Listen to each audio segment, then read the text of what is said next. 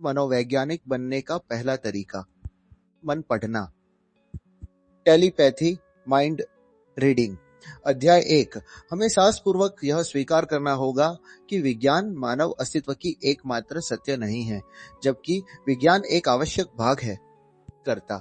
यह सभी मानवीय वास्तविकताओं की व्याख्या नहीं करता और न ही यह सभी मानवीय आवश्यकताओं को संतुष्ट करता है। Robert J Sarno. जब मैं बच्चा था, मेरे परिवार, दोस्त और पड़ोसी मानते थे कि कहीं भी कोई मनोवैज्ञानिक नहीं होता। मनोवैज्ञानिक शब्द किसी ऐसी चीज को इंगित करता था जो अस्तित्व में ही नहीं है। लोग कहते, तुम तो मनोवैज्ञानिक हो, लेकिन वे इसका मतलब नहीं लेते थे, क्योंकि वे विश्वास नहीं करते थे कि मनोवैज्ञानिक शब्द किसी वास्तविक चीज को दर्शाता है। वे कहते, अरे मैं मन नहीं पढ़ सकता, तुम जानते हो। यानी मुझे उम्मीद न रखनी चाहिए कि वे मेरी इच्छा समझ लेंगे जब तक मैं स्पष्ट रूप से न कहूं। फिर भी टेलीपैथी मेरी जिज्ञासा जगाती थी। यह अकल्पनीय लगता था। किसी दूसरे के मन को पढ़ना कैसे संभव हो सकता है? टेलीपैथिक होने पर क्या महसूस होता? जानकारी शब्दों के रूप में आएगी, जैसे मुद्रित पृष्ठ या छवियों के रूप में। पहली घटना, पपी बॉय। 1975।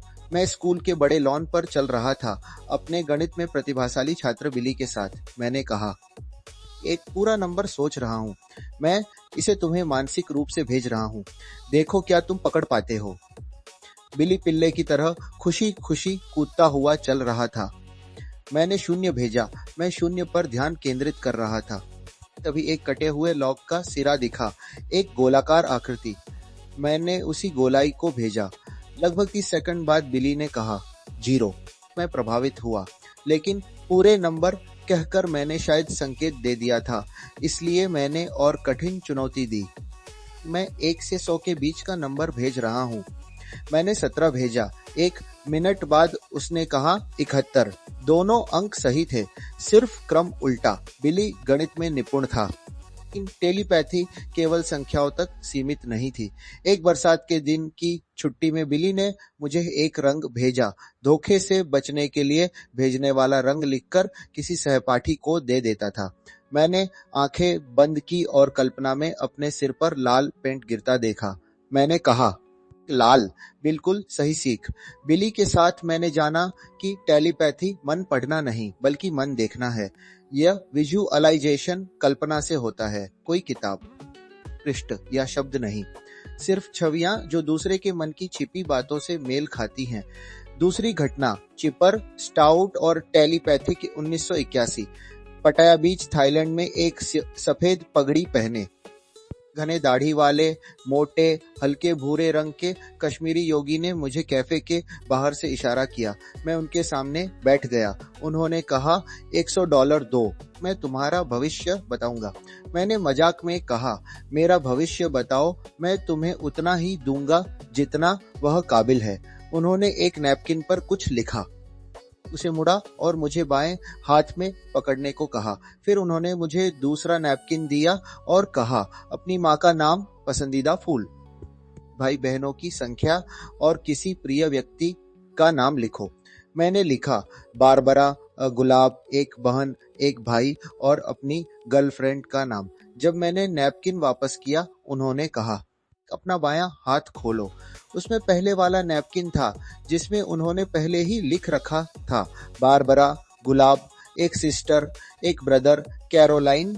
वे सवाल पूछने से पहले जवाब लिख चुके थे। यह शुद्ध टेलीपैथी थी।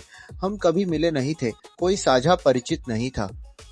मैकेनिज्म, वेव फंक्शंस और फील्ड्स।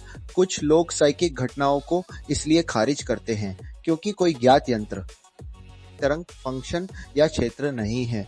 लेकिन बिजली भी लाखों वर्षों तक बिना माप या समझ के काम करती रही। साइक रहस्य भी उसी स्थिति में है। क्रिपनर की शोध टिप्पणी। टेलीपैथी पर वैज्ञानिक शोध। डॉ. स्टेनली क्रिपनर ने मेमोनाइट्स मेडिकल सेंटर में सपनों के माध्यम से टेलीपैथी के प्रयोग किए। उन्होंने सैकड़ों लोगों के सपनों का अध्ययन किया और पाया कि कई बार सपनों में दूसरे व्यक्ति के विचार स्पष्ट रूप से आ जाते थे। उनके प्रयोगों में आंकड़े सांख्यिकीय रूप से महत्वपूर्ण थे, जो दर्शाते हैं कि यह संयोग नहीं, बल्कि वास्तविक घटना है। आध्यात्मिक पाठ, spiritual lessons of telepathy, Jain दृष्टिकोण, मेरा व्यक्तिगत अनुभव। मैंने महसूस किया है कि टेलीपैथी हमें यह याद दिलाती है कि हम सब अलग अलग नहीं हैं, हम सभी एक ही दिव्य मन के अंश हैं। जैन टिप। जैन दर्शन में ध्यान एक अत्यंत महत्वपूर्ण साधना है। ध्यान के माध्यम से मन की सभी अशुद्धियां, विकल्प और विकार दूर हो जाते हैं और मन पूर्ण रूप से शुद्ध हो जाता है। शुद्ध मन में मनपर्याय ज्ञान स्वाभाविक रूप से जागृत होता है, ये जो टेलीपैथी का आधार है। यह ज्ञान हमें दूसरों के मन की सीधी जानकारी प्राप्त करने की क्षमता देता है, लेकिन ध्यान रखें कि यह जुड़ाव संसार तक ही सीमित है। भेद विज्ञान होते ही मन परद्रव्य बन जाता है और मोक्ष में व्यक्तिगत आत्मा स्वतंत्र रहती है। गाइडलाइन। मन कैसे पढ़े, how to read a mind. निम्नलिखित सुझाव उसी तरीके से काम करेंगे जिस तरीके से मैंने सीखा। निश्चित रूप से अन्य तरीके भी हो सकते हैं, लेकिन ये चरण मेरे लिए काम आए और आपके लिए भी काम कर सकते हैं। टेलीपैथिक प्रभाव, टेलीपैथिक इन्फ्लुएंस। सबसे पहले, अगर आप अभी तक आश्वस्त नहीं हैं, तो खुद को साइकिक घटनाओं की वास्तविकता का विश्वास दिलाएं। एक तरीका यह है कि अपेंडिक्स जी में दिए गए साइकिक व्यक्तियों में से एक या अधिक को फोन करें। जब तक आपको कोई ऐसा न मिल जाए जो आपके बारे में कुछ ऐसा जानता हो जो साइकिक माध्यम से ही जाना जा सकता हो। इसके बाद जब आपका मन पूरी तरह खुल जाए, तो निम्नलिखित शिथिलता और ऑटोजेनिक प्रशिक्षण की प्रक्रियाओं से गुजरे। गहरी शिथिलता प्राप्त करें। शारीरिक और मानसिक गहरी शिथिलता अगर स्वाभाविक रूप से न आए तो ऑटोजेनिक ट्रेनिंग। जैकबसन की प्रोग्रेसिव रिलैक्सेशन, हठ योग, ध्यान, स्वयं हिप्नोसिस या पेट की सांस लेने की विधि से सीखी जा सकती है। शिथिलता बंदर मन को शांत करती हैं। जब मांसपेशियां गहरी शिथिल होती हैं तो मन भी शांत हो जाता है। जब मन गहरी शिथिल होता है तो मांसपेशियां भी शांत हो जाती हैं। जब मन केंद्रित होता है तो शरीर शांत हो जाता है। जब सांस शांत होती है तो मन शांत हो जाता है। ऑटोजेनिक ट्रेनिंग और गहरी कल्पना। आराम से बैठें या लेटें, आंखें बंद करें। गहरी धीमी सांस ले और सांस रोककर कुछ क्षण रुके, पूरी तरह छोड़े। अब धीरे धीरे स्वाभाविक रूप से सांस लेते रहें। निम्न वाक्यों को धीरे धीरे मन में दोहराएं और उनके प्रभाव को महसूस करें। मैं अपने आप से शांति में हूं और पूरी तरह शिथिल हूं। 3 बार अपनी बाहों में भारीपन महसूस करें। तो मेरा दायां हाथ भारी है। 3 बार मेरा बायां हाथ भारी है। 3 बार मेरा बायां पैर भारी है। 3 बार मेरा बायां पैर भारी है। 3 बार मेरी गर्दन और कंधे भारी हैं। 3 बार अब गर्माहट महसूस करें। मेरा दायां हाथ गर्म है। 3 बार मेरा बायां हाथ गर्म है। 3 बार मेरा बायां पैर गर्म है। 3 बार मेरा बायां पैर गर्म है। 3 बार मेरी गर्दन और कंधे गर्म हैं। 3 बार मेरा दिल शांत और नियमित धड़क रहा है। 3 बार मेरी सांस शांत और नियमित है। 3 बार मेरा पेट गर्म और शांत है। 3 बार मेरा माथा ठंडा और चिकना है। 3 बार अन्य शिथिलता विधियां। जैकबसन की प्रोग्रेसिव रिलैक्सेशन, हठ योग, ध्यान, जैसे हर्बर्ट बेंसन की रिलैक्सेशन रिस्पॉन्स या ईश्वरन की 8 सूत्री ध्यान विधि। स्वयं हिप्नोसिस और पेट की सांस लेने की विधि भी अपनाएं।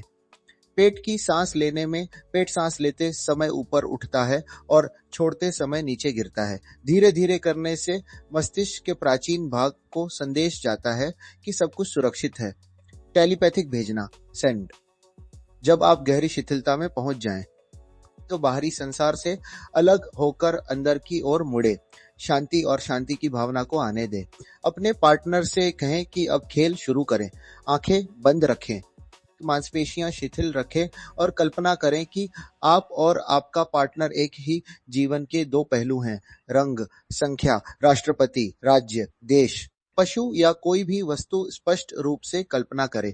शब्द के रूप में भेजें, बाएं से दाएं या दाएं से बाएं, रंगीन या काले सफेद में, स्थिर या गतिशील, चमकदार या छायादार। स्पर्श की भावना भेजें, गंध, स्वाद, ध्वनि, गीत या मुद्रा भेजें। टेलीपैथिक प्राप्त करना, रिसीविंग, आंखें बंद करें, 2-3 गहरी सांस लें, शिथिल हो, नाक से सामान्य सांस लें, 10 से 1 तक गिनती करें और अपने मानसिक स्क्रीन पर ध्यान दें। अंदर देखें, सुने, बिना जोर लगाए, बिना चिंता किए जो छवि, ध्वनि या भाव आए उसे नोट करें। पहले चरण में सिर्फ अनुभव बताएं, बाद में क्या यह है पूछकर फीडबैक लें। अभ्यास रोज 5 से 10 मिनट अभ्यास करें। भावनात्मक तटस्थता रखें। अभ्यास से आप सीख जाएंगे कि स्वनिर्मित छवि और टेलीपैथिक छवि में क्या अंतर है। साइकिक छवियां अक्सर उज्ज्वल, जीवंत और भावनात्मक रूप से तटस्थ होती हैं। जैन टिप: जैन दर्शन में ध्यान एक अत्यंत महत्वपूर्ण साधना है। ध्यान के माध्यम से मन की सभी अशुद्धियां, विकल्प और विकार दूर हो जाते हैं और मन पूर्ण रूप से शुद्ध हो जाता है। शुद्ध मन में मन पर्याय ज्ञान स्वाभाविक रूप से जागृत होता है, जो टेलीपैथी का आधार है। यह ज्ञान हमें दूसरों के मन की सीधी जानकारी प्राप्त करने की क्षमता देता है। लेकिन ध्यान रखें कि यह जुड़ाव संसार तक ही सीमित है। भेद विज्ञान होते ही मन परद्रव्य बन जाता है और मोक्ष में व्यक्तिगत आत्मा स्वतंत्र रहती है। जय जिनेंद्र गे ए।